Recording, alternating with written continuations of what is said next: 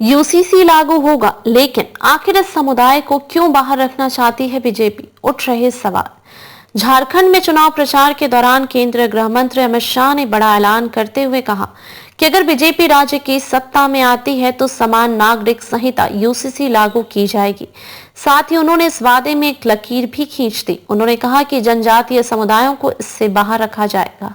UCC BJP के मुख्य मुद्दों में से एक है। अमित शाह कोई पहले बीजेपी नेता नहीं है जिन्होंने यूसीसी लागू करने की और जनजातीय समुदायों को इससे बाहर रखने की बात कही है।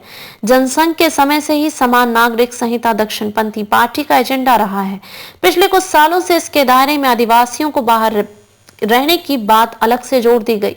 दरअसल बीजेपी को सवर्णों की पार्टी के रुख में देखा जाता है। ऐसे में दलितों और आदिवासियों को वोट बैंक को रिझाना एक बड़ी चुनौती थी। रविवार को एक जनसभा के दौरान अमित शाह ने कहा कि आदिवासी समुदायों की विरासत और पहचान की रक्षा करना उनका कर्तव्य है। जुलाई 2023 में दिवंगत बीजेपी नेता सुशील मोदी ने भी कहा था कि पूर्वोत्तर के राज्यों के जनजातीय समूहों को समान नागरिक संहिता के दायरे में बाहर रखा जाना चाहिए। इसके बाद केंद्रीय मंत्री किरण रिजिजू ने अरुणाचल प्रदेश में कहा, हमें अरुणाचल के आदिवासी इलाकों में समान नागरिक संहिता को लेकर बात ही नहीं करनी चाहिए। आपको पता होना चाहिए कि आदिवासी इलाकों में इसे नहीं लागू किया जाएगा। दूसरी बात, जो भी कानून बनाए जाते हैं वे देश की भलाई के लिए बनाए जाते हैं। बीजेपी के मंत्री एसपी बघेल ने भी कहा था कि सरकार आदिवासियों की संस्कृति और मान्यताओं में कोई दखल नहीं देना चाहती।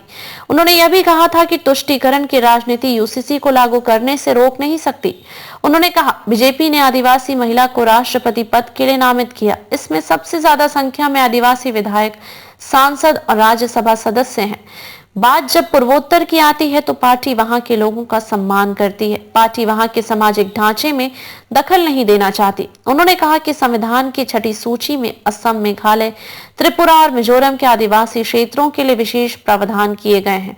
जब तक कि राज्य सरकार कोई कदम नहीं उठाती, इन राज्यों के सामाजिक ढांचे से जुड़े कोई फैसले नहीं लिए जाएंगे। आर्टिकल 371A को लेकर भी उन्होंने कहा था कि नागा समुदाय के मामले में भी कोई भी कानून दखल देने नहीं जा रहा है।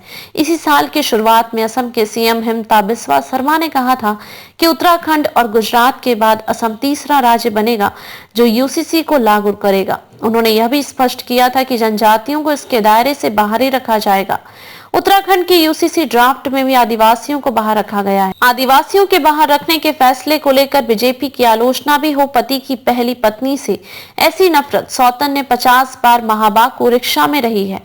विरोधियों का कहना है कि यह सब केवल मुसलमानों को टारगेट करने के लिए किया जा रहा है।